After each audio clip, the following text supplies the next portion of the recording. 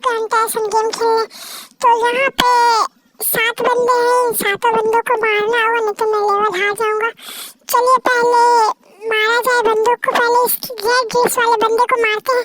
ये मार जैसे ही भागो गाइस, ये तीनों आ चुके हैं साथ में ही, मुझे ढूंढ रहे हैं गाइस बहुत गुस्से से।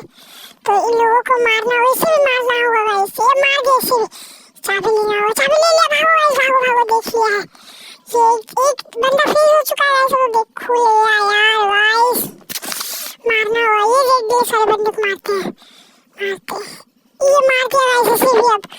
अब ये बंदा साइड में अकेले, इसे मारना होगा, इसे भी मार दिया गाइस।